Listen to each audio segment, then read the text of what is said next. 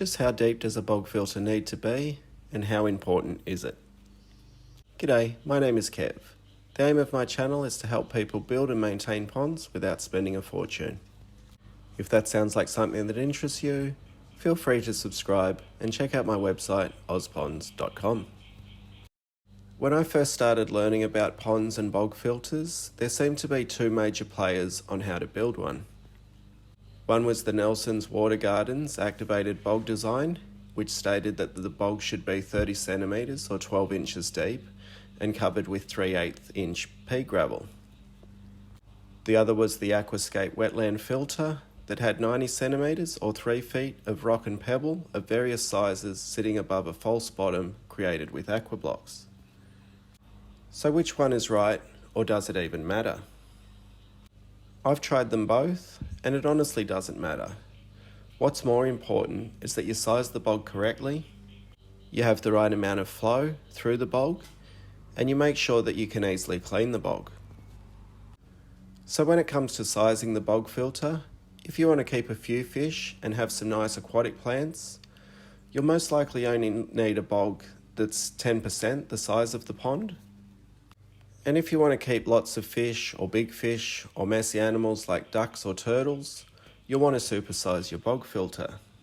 Depending on lots of variables, that might be anywhere from 20% to 50% of the pond size. So in certain situations, it can be advantageous to be able to construct a deeper bog, as you'll fit more gravel into a smaller area. After all, at the end of the day, it's the rock, pebble, gravel, or whatever you're using in the bog that is providing the surface area for the bacteria, and they're what's keeping the water clean and clear. You might also find it's advantageous to have a shallow bog. If there was ever an issue and the gravel needed removing, it's pretty easy to remove 30 centimetres of gravel. I personally think that the flow rate is far more important than the depth. Here's my theory. If I have a bog that's 1,000 litres in volume, it's still going to take the water the same amount of time to pass through, no matter what the depth. All that matters is the volume of the bog and the flow rate moving through.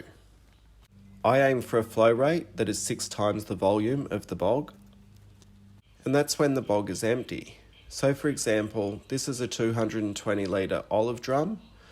The volume of water I'm aiming to move through every hour is around 1,320 litres. So again, no matter whether it's a deep bog or a shallow bog, the water will still take the same amount of time to pass through the rock and the pebble. Now in saying that, I think it is possible to go too deep. For one, I think the deeper the bog becomes, the harder it will be to effectively clean it. And also, if you have a really deep bog, you're starting to add some back pressure onto the pond pump that's feeding the bog.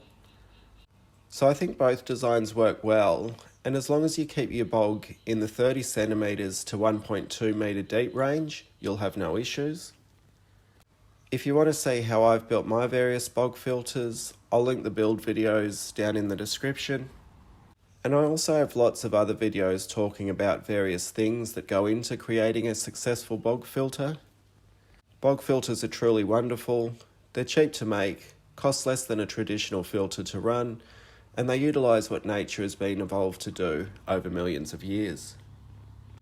Anyway, I'm sure I've bored you enough. If you've enjoyed this video, I don't mind if you hit the thumbs up button. Thanks for watching, and I'll see you next time. Bye.